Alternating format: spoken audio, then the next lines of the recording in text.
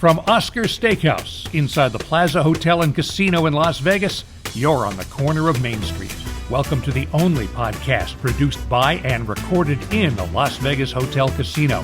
From gaming to dining to entertainment to sports to Vegas history, this is the place to be for the inside scoop, because this is the place to be downtown. Now, here's Plaza CEO Jonathan Jossel. You don't have an allegiance to a baseball team, do you? No. Right now? I don't. Well, now it's the A's. So Gary's asking me if I have an allegiance to a baseball team. Right. I don't. I'm wearing my A's hat because on the previous episode, well, one, the A's are moving to Las Vegas, and like the Raiders, I will eventually become an A's fan, a Las Vegas A's fan. Right. But I felt like the green really matched the book that we're talking about today. Awesome. Okay. It's Advantage Player there Green. we go. And also, I have, we spent a lot of time in a podcast talking about the A's with Scott Robin, and so I felt like I'd wear my A's hat today. Got a lot of talk. But today's guest is very interesting. I did a podcast with Anthony Curtis about a month ago. Got a lot of people on YouTube talking about it, which was great because I see them in the casino all the time, and they talk to me. Oh, I loved your conversation with Anthony. Anthony is one of the most smart, brilliant people in Las Vegas. If I have any questions about gaming or promotions, I call him generally. Yeah. And he's usually very helpful.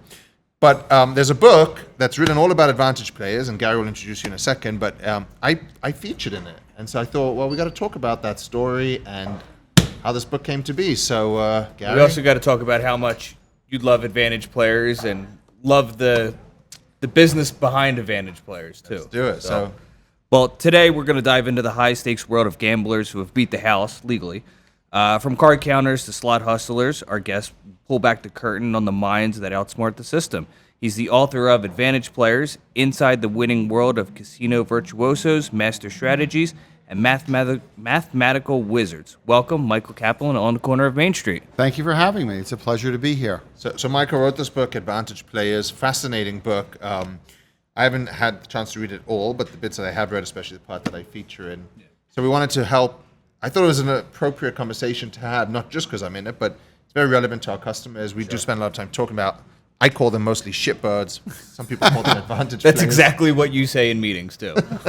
But I mean, I guess start from the beginning. Well, what is an advantage player? Let's Advantage start player there. is somebody who figures out a legal way to beat games that are designed to be unbeatable.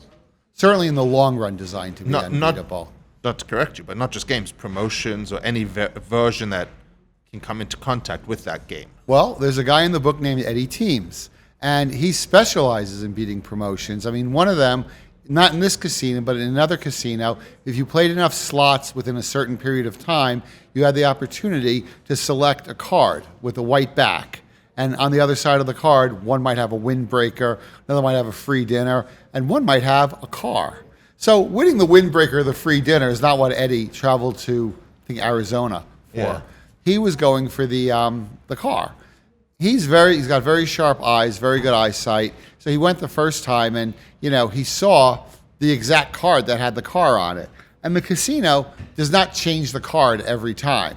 He memorized what the back of that card looks like. I said, "How could you do that?" And he said, "Well, turn your cell phone over. Like look at the back of your cell phone. I bet you could recognize that out of other cell phones because they all have like a slight difference." Yeah. And that's what he did with those cards. So he goes there, plays. So he's the first to pick. "I'll take that one." "You want a car, sir?" "Very nice. Thank you very much." Wow. Goes home, gets a car delivered. Wow. Comes back for the next promotion, plays. Oh, he gets to pick first again. "I'll take that one." "You want a car, sir?"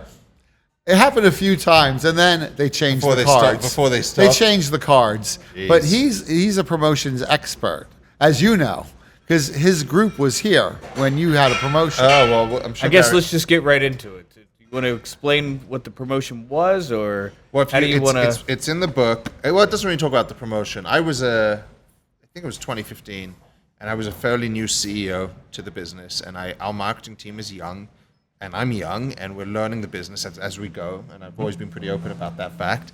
And the promotion that we came up with was on tax day, we would give back a rebate on your taxable hits. So it sounded like a good promotion to me, and we went out with it. And to be fair, a customer who I was close to came up to me and said, "You shouldn't do this promotion. You're going to get hurt." I said, "Why?" He said, "Well, On video poker, they'll just play the max bet and they'll hit a taxable more frequently, and you're going to get hurt on that. So I said, okay, fair point. We'll take video poker off. What I didn't realize was it also could be abused on Keno. So we run the promo, and at 12:01, the promo goes live, and at about 12:08, I get a call from the slot department. Jonathan, we're having an unusual thing. Every seat at every bar is taken, and these people are playing, and they're not even looking at the cards. They're not even looking at the machine. They're just hitting the machine as hard as they can to Speed up the game. And we're paying out basically a taxable on every single machine at this point because they're betting the max. So I said, oh, wow, okay, that's interesting. And that was like 10 minutes into the promotion. About an hour in, they called me and they said, we need help. We need some additional people because every machine's got a taxable. It's all locked up. We can't pay the taxables fast enough. So this went on for about 3 or 4 hours. Finally, I just said, okay, I'm going down there. So I went down there, and you kind of tell the story in the book a little bit. I started talking to these people, understanding that there was teams in there. People had flown in from around the country to take advantage of this promotion. The word had gotten out that the Plaza was giving away a very rich promotion, and all these guys came in. The good news was I got a database on every Advantage player in Las Vegas, in the country, and I got to know them. And the one guy said to me, you're going to turn this promotion off, aren't you? And I said, I don't think I am. And he said, why? He's like, you're crazy. You're going to lose a lot of money. I said, well, I gave my word I was going to run it for 24 hours, and I'm going to run it for 24 hours. And we didn't lose as much as he thought because the truth is there is variance, and some people ended up actually losing money on the promotion. We lost about $500,000, and we ran it for the full 24 hours. And I think I got a lot of street cred in the industry. When I interviewed those guys, they were impressed that you did, because a lot of casino bosses would have just shut it down. They would have said, yeah, we're not doing it. We're just going to shut it down and like it or lump it. This is the end. It was a great learning curve, and it gave me access to people that honestly, to this day, still help me. They still tell me like, hey, don't do this, do that. These are good promotions. Today, it's kind of different, the Advantage play, because of the slot machines and the persistent bonuses. Do you talk about those in here? I don't. No. Tell me. It's not that them. interesting, to be honest with you. It's just. Oh, you're saying about guys that go after when the bonuses hit a certain point, you could play it until it pays. Correct. That is in there. That is. Or in there. customers left multipliers on reels or whatever it is. But I wanted to ask you. So I read some of the comments. What do you call these things? Blurbs. The blurbs on the back. You got Advantage players was a revelation, introducing me to wizards who gain unexpected edges by finding hidden flaws to exploit. This book is full of life lessons and mind-blowing schemes for overcoming the odds. And it goes on with things like that. You got Phil Hellmuth talking on here. How did you get access to these people and these stories? Because that's generally something they shy away from. Yeah, it's interesting. I mean, look, I'm a journalist, so I'm good at getting people to talk to me. That is my job. But it's not like these Advantage players are like putting up, on the internet, oh, look what I just did. This was great. So yeah, there is a little bit of hunting around, but I did become part of that community. I got hired by Cigar Aficionado to do a column for them, like in 2000, and I began doing it. And the early ones are nothing to be proud of. I mean, one I had a guy giving me his roulette system, which was, it was I call it a system as being generous. I'm not sure there's a system. It was very generous. Yeah. So there was some missteps at the beginning. But then I met a guy named Max Rubin. He invited me to attend the Blackjack Ball, which is the secret gathering of people who beat casino games. And I knew so little about it that the first time I was there, a guy did a card cutting exhibition. You know how card cutting. When you cut, like if you could see the bottom card, you can cut to a certain card. You drive the card either to one of your players or to the dealer. I didn't know what that was. This guy's up there. Cut to the third card. Cut to the fifth card. Cutting every card. I'm like, that's cute. How does that help anybody? Which, of course, it helps you hugely. So it was a bit of a learning curve for me. But I met all these guys, and the first Blackjack Ball I went to, there's a written test that everyone takes. Yes. I took the written test, and I finished in last place. And I hear somebody say, "This guy's supposed to be some big gambling writer?" Like they couldn't believe it, But the last two that I went to, I did make the finals. I was up on stage competing against like the top Advantage players. Didn't win the whole thing, but getting to the finals is pretty good. So I started going. I started meeting more and more people. Began communicating with them, and I'm a journalist. I'm good at getting in with people, getting people to talk to me. and I'm interested, and I don't know how many journalists do they really get to talk to, and I'm not judgmental at all. Like, there are some people who might say disparaging things, shitbird, to the people who do this. I'm not like that. And slowly but surely, I began going out and doing stuff with these guys. And eventually, I joined a card counting team. One of the guys that I met at the blackjack ball, he called me and said, I have a book coming out. Would you review it? It was a book on card counting. I'm like, well, I don't really do book reviews.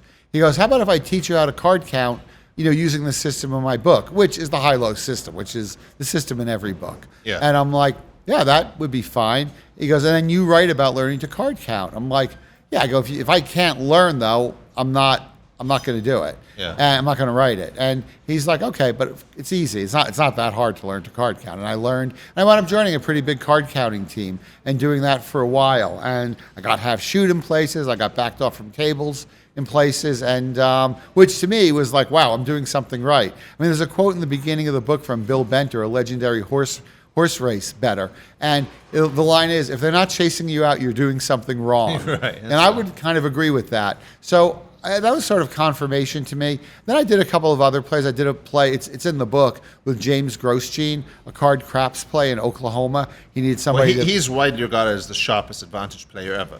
He is the sharpest guy. I mean, I think... Give us some insight into him, like some of the things he did. He's just an incredibly bright guy. I mean, he graduated Phi Beta Kappa from Harvard with an applied math degree. I mean, that's a big deal.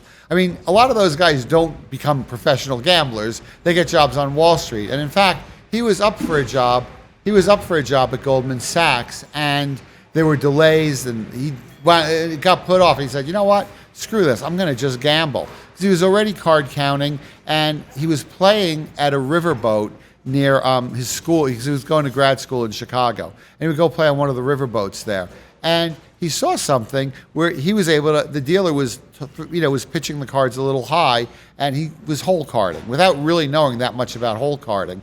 And he devised a system for getting partial information. Because normally people hole card, there was a partial information chart, but it was inaccurate. And a lot of people hole card and they get partial information and they just kind of guess. Yeah. So he knew exactly what to do if the curve meant an 8 or if it meant a 6, which is a big difference. Big difference, yeah. And he knew the mathematically correct play to make on everything that the dealer might have.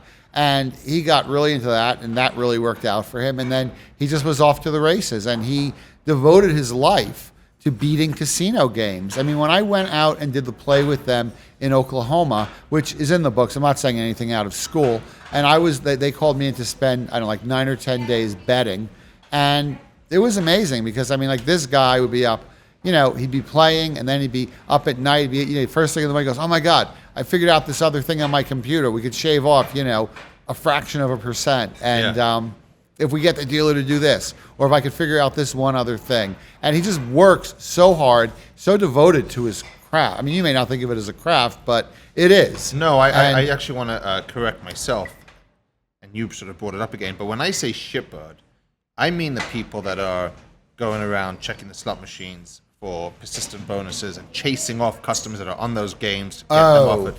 When I see a skilled advantage play, I actually kind of like it. Like we used to have a promotion here called 500 on us, which is you lose 500, you get 500. I was blown away at how smart and technical some of these people were at taking advantage of a promotion. So a true skill advantage player, I actually have a lot of respect for, and I think it's quite impressive, and I enjoy learning from it and wanting to understand how they do it. So like this guy you're talking about, I've never come across him. He's probably been in here before. I guarantee you he has. Yeah, I don't know him, but no, I'd say that's more impressive and very. If a casino offers a promotion that you can take advantage of, that's, I think in my head I'd have to maybe think it through, but I think that's different to, finding a persistent bonus. Oh, So a shipbird is different to a true advantage player, which I like that. Okay, that's a great distinction. In fact, to be fair, we got hit with a really good hole carding team. This was a long time ago. And I remember it, and I remember coming in the next day, and our blackjack game had been beaten pretty badly, and the table games manager said, Jonathan, I said, was anything weird or anything? He's like, no, nothing. They just got really lucky. And I said, okay, fine. And he's like, it was weird. The only thing they did that was unusual was every time the dealer had blackjack, they took insurance. Every time they didn't have blackjack, they didn't take insurance. Interesting. You didn't think that was weird at the Something time? happened. Yeah, after the second time, right? You didn't think that was a little suspicious at the time? And he's like, oh, okay. And then obviously we went over and explained to him what had happened. But yeah, that was that. You know, people taking advantage of a weak dealer or a weak promotion, slightly different. There's a good story about hole carding in the book. A woman who goes by the name Miss Brown. She had a team, and they found there was a dealer at MGM who was giving it up, and they had a connection with the butler there, so they knew her schedule. Because a lot of people knew about this deal, and everybody wanted to be at her table. Obviously, they wanted to get not only be at her table, but to get the lucky seat, the quote unquote lucky seat at her table, which is the seat where you could see the card. And they had a connection with one of the butlers, and the butler would see the schedule of who was dealing where. So they would get the call beforehand. They would lock up that table and wait for her to come out, and she would come out, and they would play against her. But they played very carefully. I mean, it's like, if you have 18 and you see the dealer's got a 20, you kind of have to just be willing to lose that That's hand. correct. So it doesn't look ridiculous. Yeah. And they were doing that, but there were other teams that knew of her, and they were not. And they did not want everybody to get 86, including themselves, to get 86 from the casino. They didn't really want her to lose her job. They got a Chinese-speaking person to talk to her and tell her what was going on. And they blew up their own game, essentially, because it was going to get blown up. Either they were going to blow it up or it was going to get blown up for them. And the person went to the dealer, spoke to her in Chinese, explained the situation. Then she went to the casino and said, I have a repetitive stress injury from dealing. Can I get on another game? And she got herself moved to another game where she would not be giving up the cards. I found that to be a pretty really smart and kind of counterintuitive, but also sort of extraordinary. So She's part of the team now, I'm sure. yeah, right. So what made you want to do this? What made you want to write this book? I had spent a long time interviewing these people, and I was really interested in them. Not just for the book, just for your own... For stories, for Yeah. magazine stories. And I was really interested in it. And I then talked to Anthony, and we were going to originally just do a collection of stories I'd written. Gambling stories. And that was originally what it was going to be. I was like, oh, that's easy. Grabbed a bunch of stories, printed them out, and I've got a book. And I've written 4 book stories, so this is my 5th book. And I was talking to Anthony, I was talking to the editor, Dee Castleman, and we were going back and forth about it. And it was that's kind of not that interesting. So it became, why don't we do it about advantage players? And I was like, well, I don't want to if we're doing this, I don't want to just do the stories. I wrote a brand new story about Don Johnson, who I'm sure you're familiar with. Of course. And I did, added a lot of stuff. I combined some stories. The Grosjean chapter is this sort of amalgam of several different stories I did on him. Plus, the introduction includes my experiences playing with him. That's part of the introduction. So I did a whole bunch of new writing. And the other interesting thing is that a kind of conclusion that I came to is that advantage players are not only casino gamblers. They also exist in life. You could be a casino player in a lot of different things. I mean, I wouldn't be surprised if there's a dishwasher in your kitchen who's an advantage playing dishwasher, who just does it better than everybody else, figured out some way to do it Their better. own system, right? And so advantage players exist everywhere. So there are non-gambling advantage players in the book. David Blaine is in it, the magician who's performing in Vegas now. The Safdie brothers, the guys who did the movie Uncut Gems, they're in it. They cast a lot. I'm a big fan of David Blaine. How does he feature? Okay, a couple things. Well, one thing he realized that a lot of magicians don't is that it's because he does a lot of TV stuff, and that's sort of, how people know about him. Yeah. That it's more interesting to see the audience's reaction than to see the magician. I mean, you see him doing the magic, of course, but more time for him than for other people is devoted to the reaction of the audience.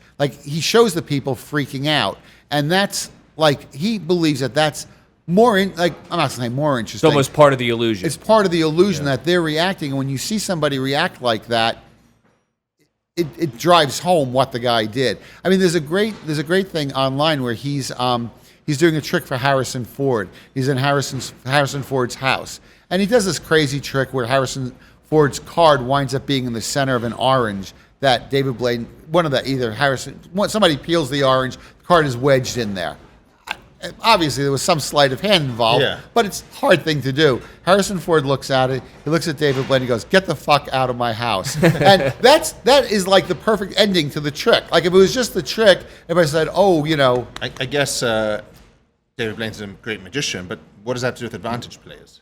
Well, I would say that's an advantage play, that you came up with this idea of focusing on the audience. That is like an advantage play as a magician. Okay. And, another advantage play he does is he does some real stuff. It's not all illusions and magic. Like, the stuff he does, like where he submerges himself in water. Yeah. So that's an advantage play in that it makes everything else, it makes you question everything else. Is that magic? Is it like what's real and what's an illusion? We watched him put a screwdriver through his arm.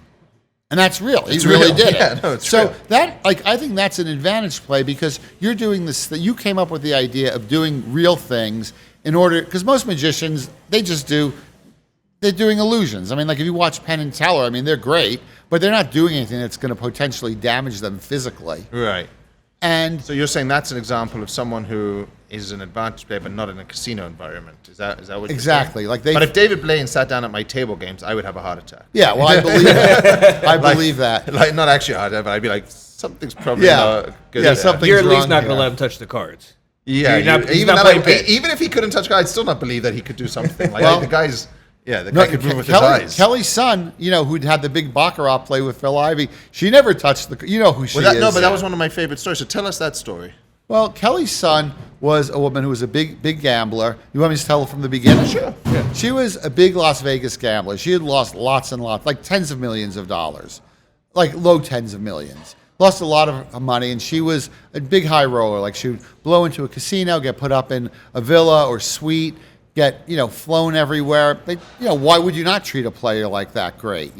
Whatever she wanted, they would give her, and it was to the point where she didn't even have an actual permanent address. Like she would stay at the Wynn for 30 days, because you could only stay for 30 days. Stay at the Wynn for 30 days, then move to Caesars for 30 days, then move to MGM for 30 days. And she was living like that for a long time. And she had a bunch of suitcases. All of her clothing was in there. And she would travel from casino to casino. And that's how... Isn't that in itself almost an advantage play? It is a little right? bit. Because if you're You're gonna gamble anyway. You're leveraging every casino host, every casino property around the country so you could come in.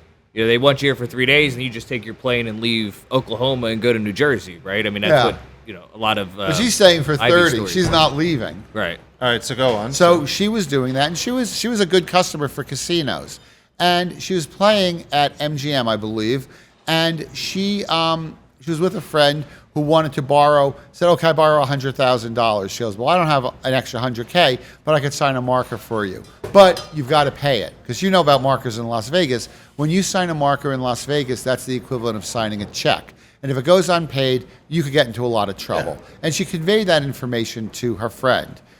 She assumes the friend will pay it. The friend had the means to do so. She gets on a plane, goes to Paris, enjoys her time there, flies back, has a layover in Philadelphia. She's arrested on the plane. And she thought somebody put drugs in her suitcase. She didn't know what happened.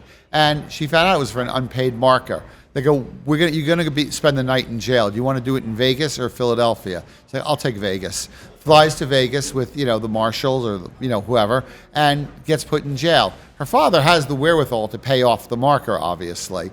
But he originally believes that he has a friend call him. Her English is not very good, and there were no cell phones then. It was, different. It was difficult to place a call to, China, and from a prison, certainly. And the friend makes the call, and the father believes it's a kidnapping scam. So he doesn't want to send the money. So she was in jail for almost a month, right here at the Clark County Detention Center, which is not a great place to be, because I've been in there, not as a prisoner, but to interview people, so I know. And she finally gets out, and she wants to get back at the casino. So she learns about edge sorting and figures she's going to do it with mini baccarat, because that's a game where casinos like large limits. They view the game as being impenetrable, pretty much, because you don't even touch the cards. I mean, unless you're David Blaine, what are you really going to do? And she came up with this system where she would ask the dealers. She learned how edge sorting is, the cards are not completely symmetrical. So there might be like a 1/16 of an inch differential from top to bottom. And there were certain cards that were easier for her to read than others. And she came up with it. She learned how to edge sort. But to do that, but the key cards in Baccarat are 7, 8, and 9, and she needed the short trims. It's either the short or the long. Let's say the short trims to face her. And so if she would ask the dealer to suck it so she would see, you say, oh, can you suck it? I mean, turn it up slowly. If it was a 7, 8, or 9, she made sure that the short trim faced the right way. If it was the other cards, she made sure the trim faced the other way. And if it didn't, she would say, oh, can you turn it for luck? And they would turn it. And she said it was really hard because you had to get a dealer who was smart enough to understand what she wanted them to do. She would request a Mandarin, it was either Mandarin or Cantonese, a dealer with the Chinese dialect, and they would turn the cards. Now the shoe is, so when you first start playing, you're just gambling, because you've got to get all the cards turned, and the shoe's not set up. But once the shoe is set up, you're not exactly gambling anymore. Or you're certainly, if you're gambling with an edge. Tremendous And edge, yeah. at the beginning, she would say, oh, can we play Macau style? They go, what's Macau style? They go, you deal all 4 cards out at once. And they'd be like, okay, sure. She's got a lot of money on deposit, and, they don't want to insult her or have her leave. So now she sees all 4 cards. I mean, it becomes a pretty easy game to beat when you can see all 4 cards. And she made a lot of money. I mean, one of the first places that she hit, after perfecting as she put it, she goes, oh, we started out making small money, a couple $100,000. So after she perfected that, she went to Aria and she won. I think she wanted to win $1 million, and she did. And then proceeded to go to other casinos along the Strip. And did she then bring Phil Ivey into it? A friend of hers saw her written up in Willie Allison's newsletter. Said a Chinese woman is beating the casinos using this ploy, called edge sorting. And they kind of figured out what she was doing. And the friend says, if you want to keep doing this, you got to team up with somebody else. He goes, you got to play with Phil. And she's like, okay. And Phil Ivey had just won the Aussie Millions. He had a lot of dough. And they went out to Macau. Not Macau, rather, to Australia, to Melbourne, where Phil was. And the guy she was with had a dice, a dice control thing he wanted to do. And the idea was that Phil would do the dice control thing with him, then do the edge sorting with Kelly, and they'd chop up all the money, and everybody would make a bundle. Well, as the way I understood it, the table was springy, and the dice didn't work. Phil lost a bunch of money at that. And then the idea was Kelly was going to win back all the money, and they sit down, and she had never played with those cards before. So Phil lost a little bit more money. And the way it was told to me is Phil was displeased. And he said to the guy, you're unprofessional. Said to Kelly, you're a hustler. And he was really mad. You know what I mean? He felt like he'd been hustled. Yeah. Like he felt like there were 2 people trying to get a free roll off of him, which is kind of what it looked like. Yep. And then, the guy was like begging her to figure out how to do it. He goes, I'm going to lose a friend. This looks terrible. And she spent either hours or overnight studying the cards. Like they printed out the cards and she looked at them and she figured out how to do it. They played and she won. And Phil became a believer. And then he did it in London. They did it Phil and Kelly traveled all over the world playing different casinos, making lots of money, living a great life. Came in, they were like, being mega high rollers. And then they did it in Crockford's. And Crockford's realized what they were doing, didn't want to pay off on it. Phil, didn't like what they were insinuating. I mean, they insinuated that he cheated when he did not cheat. Like there was nothing illegal, and it's not cheating what they did. To edge sort. Yeah. I mean, Even though you're manipulating the cards through the dealer.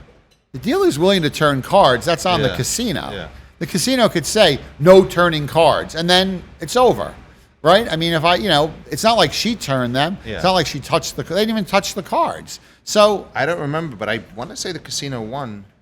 the They didn't have to casino pay him, did yeah. not have to pay. Yeah. And then the Borgata launched a lawsuit, and that got settled out of court. But the game was kind of over. Game's over. Like everybody. Yeah. I mean, I think if you walked into a casino now and asked a baccarat dealer to turn cards for you, it would be a difficult thing to do. So it's sad. It wasn't it that they kept requesting the same cards. They over and needed. over? They wanted didn't want very the cards to be specific. taken off. There were very specific cards they wanted, and they didn't want the deck to be changed. Like if they were Right. going to play the next Once you day, sort it, you don't they want to said, take it yeah, out. they said we want to keep the cards just. No, it's for luck. Everything is for luck. So Oscars is going to be opening soon, but I want to ask you a couple of questions. Wait, okay, I say one thing No, though. we got time. We got time. In the end, Kelly might have pulled off the ultimate advantage play because she sold her life rights for a movie. And my story got optioned. So a bit of advantage play for me too. Congratulations. With Awkwafina on to play Kelly. Yeah. So it worked out okay for her. No, that's very good. What is your hope with the book? What are you trying to accomplish? What do you hope happens I with this? hope that people read this book and realize that they have something of an advantage player in them in some way. I hope people see that you don't have to go into a casino and lay down, a big pile of cash to be an advantage player. You can be an advantage player in whatever your dominion, as that was a word, that wasn't my word. That Domain. was in the book it says dominion. That was, I would say domain. In the book it says dominion. But at any rate, in your domain, let's say, that you you can be an advantage player in whatever it is that you do, whatever your world is. Like we talked about, you can be an advantage playing dish. I mean, I think you can make more money being an advantage player at Baccarat than... Well, that was that's what I wanted to ask you. So I don't want to give away all the stories in the book. It's okay. You got to read it, Gary, and I want all of our listeners to buy the book and listen to it, and you'll tell us where they can buy the Can I book. borrow one of these real quick? Where can they buy the book, by the way? that was the next thing I was going to. Amazon is a great place to buy it. Go to Amazon, look up advantage players, and it will pop up. Really, really high tech, Gary. Nice. Thanks. Spur them up. But you do talk in here about Mattress Mac, who we've discussed a few times on this podcast, and I guess now hearing you, one of my questions was, is that really an advantage play? But now having heard your definition of advantage plays, it's pretty broad. So him hedging his positions in his furniture store against the World Series is an advantage play, I guess. It is, well, because he was also making money from the furniture sales. So Correct. It wasn't like he was just purely betting. He was doing the betting to hedge what he could lose to his customers. Also, it was a bit of an advantage play to contact Frank B., who you might know, and Anthony, two extremely sharp people. So he wasn't counting on doing it himself, and he previously would get an insurance company to back, to insure him, so he couldn't lose that much. And essentially, he turned Anthony and Frank B. into his insurance, which is kind of an advantage play, I would think. So Well, before you go. Yeah. Do you think he'll continue to do that match? Because he sells furniture and gives a crazy discount. Says basically your furniture will be free. We'll refund you if the Astros win the World Series. So everyone goes and buys furniture, and then he hedges that position on the World Series. Right? I mean, and Anthony Curtis talked about this when he did our podcast a little bit. Which he was a great guest, by the way. If you haven't He's listened awesome. to that, you should go back. I'm going to check it out. Yeah, I'm sure he was. You and our listeners who haven't yet gone, because he was early days as well. He was an earlier podcast episode. But you think Mattress Mac will continue to do that? I don't know the answer to that, but I would not be surprised. It seems like he's kind of hooked on doing it. Yeah. And he's got two sharp guys helping him. And my guess would be that it's positive expectation. You know what I mean? Yeah. Obviously, if the Astros win, he's going to be giving away a lot of free furniture. But if they lose, he sold a lot of furniture, right? And a if lot they of free win, press. And if they win, I think the way the betting is set up, if they win, he's going to collect a lot of money. And if they lose, he's going to lose some money, but he will have made an awful lot of money from all the extra furniture that he sold. Right. All right. And then I just wanted to ask. So I mean, we had Billy Walters on our podcast, who's legendary in sports betting. Do you consider how he was running his system to be an advantage play? Oh, yeah. He was definitely an advantage playing sports bettor. In fact, he says, I'm going to show you how easy it is to get thrown out of a casino for betting. And I met him in the parking lot of what used to be the Hilton. He had me go inside and make a bet, made the bet, came back out. He said, okay, go inside and make this bet. Went inside and made that bet, came back out, sent back in to make another. And they said, okay, you're allowed to make one bet each day, and that's it. We're limiting you to that. And I was like, oh, wow, you got me thrown out of a casino. And I know nothing about sports. Yeah. He is a brilliant guy, and I guess again, I went into this conversation thinking advantage players are really sort of low-level abusers of promos, but you've opened my eyes to there's many versions of that. Oh yeah. So, and I saw as well that David Chestnut, who's my good friend, is in the book. And he's an attorney. So he's an advantage playing attorney. I mean, I think he's the guy. Like, listen, he got Mike Tyson. He got Mike Tyson off after he got into a lot of trouble. And I mean, I think he figured out a way that what Tyson could do to not get thrown in jail. And he got him community service. And there's also a bit of an advantage play that he'll get a call at any hour, hop in his hop in his truck and drive over there and deal with it. I don't know that every attorney lets people just keep him on speed dial. And, you know, I mean, he's pretty liberal about giving out a cell phone number where you could reach him at any time, and he'll wake up in the middle of the night, which in Vegas, these things happen. I mean, he told me a great story about a guy who he was in a casino. He owed a marker. He got arrested over the marker, and the casino didn't want to lose him. So he arranged some kind of house arrest situation where the guy was able to stay in his villa in the casino and continue playing. I mean, like David Chestnut. Pretty nice, pretty good deal for the casino. But I mean, you have to be pretty creative to come up with something like that. You have to know how to kind of work things, I guess, and who to speak with to get something like that approved. Did you interview David for this book? Oh yeah. He's a great guy. I had interviewed him years ago for Vegas Magazine, and that was the basis of that story. He's awesome. I think David Chesnov is the coolest guy. If I ever got in trouble, he's the guy I would call. That's why the chapter is called Better Call Ches, because I think you would want to call him. So I have one more question that I just thought sir. about. Would you consider some of the people that come in and work the casinos as influencers as advantage players? Because they have certain deals with the casinos, right? They get extra perks, they get all these other things to film content. They make their money off their content. Would you consider that almost as a new age advantage Oh player? yeah, I wouldn't think. I hadn't thought about that because I'm sort of a little bit long in the tooth for being an influencer and knowing a lot about influencers. But I do think, now that you mention that, I do think that's an advantage play. I mean, you come in here and you're getting, because not only are you making money for being like there would be some influencers who would say, well, I'm making enough money, I'll pay for what I have to pay for. I mean, the real influencer who's amazing, who's in the book, I think it's called the man who makes money by losing, and it's Vegas Matt. He's in the book? He's in the book. And I mean, that's amazing. I mean, he's got over 1 million followers on YouTube. He comes in expecting to lose. They lose millions of dollars a year, but they make more millions of dollars a year with their YouTube channel. I mean, that's a guy who's an influencer who is a mega advantage player, and he loses in the casinos, and he lives a pretty comped life, which is nice also. By the way, Gary, very smart question. I give you credit for that. It's a great point. Yeah, I mean, it's part of the game right Yep, now. absolutely. And I mean, maybe that'll be part of the next book. Is there plans for another book? I would do another one. this I've got some outtakes that I would like to use, like a great story on Stu Unger, who you could argue was not an advantage player in life, but he definitely was when it came to poker. And I was probably the last person to interview him before he died, tragically. And I would love to do another book. That would be another book on this topic would be cool. And then, just again for our listeners, where can they find a book? Where's the best places? I would go up to Amazon, do a search for Advantage Players, and the book will pop up. You can't miss the bright green cover, and order it up. And I want to hear what you think, so post a nice review.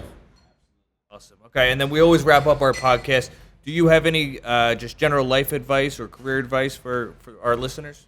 So it's a longer story than you're going to want to hear, but I got diagnosed with an incurable cancer, and I used an advantage play to be healthy, zero cancer in my blood. Everything is awesome. And it's in the book. It's the epilogue of the book. But one of the doctors that I spoke with, I said to him, I explained what advantage play is in gambling. I go, what do you think an advantage player is in life? And he gave an amazing answer. He said, that's somebody who does not respect boundaries, who sees a boundary and that does not let that get in his way and goes past it and figures out a way around it, figures out a way to do everything in the best possible way, works hard, and just doesn't let boundaries stop him. And I think that's a great life lesson. Like, don't look at a boundary as like, okay, I'm going to pack up and go home. That's like, it's funny, like when I do interviews and somebody doesn't want to talk to me, right? They say, yeah, I'm not talking to you. Like, they think this is the end of the situation. This is the beginning of what we're doing. Yeah. They don't realize, they think they're done with me. No, they're not. This is going to go for a little while. What you're saying is every time I hear no, I'm one step closer to a yes. Exactly. That's exactly right. That's exactly right. Well, listen, Oscars is opening. I see all the bar team here. We're opening in very soon. So Awesome. Sorry that it was a little shorter episode today, but really, Check out the awesome book. And Advantage Thank you. Players by Michael Kaplan. Thank you for having me here, guys. This is great, and I love Oscars. Oscars is awesome. Great steaks. thank you, Michael. Thanks for joining us. And thanks for having me. I'm a fan of the Plaza. I wrote about your bingo. I don't know if you for 888. Oh, a few years brilliant. ago. Yeah. I spoke with you about it. I wrote about it. I thought it was really cool. I like the music club downstairs. You had Panther Burns one night. I'm a big fan of him. So yeah, this is the coolest place. So my hat I'm not wearing a hat, but if I He's had wearing one. a hat. Okay, hats off to yourself. Thank you, my guys. friend. Thank Take you. care. Are you a fan of On the Corner of Main Street? You're listening, so we'll assume that's a yes. So share the love, rate, review, and tell a friend to subscribe. Also, follow us on Twitter and Instagram @PlazaPod, on Facebook, Plaza Podcast, and feel free to write to the man himself @Jonathan Jossel. We'll see you next time, right here on the corner of Main Street.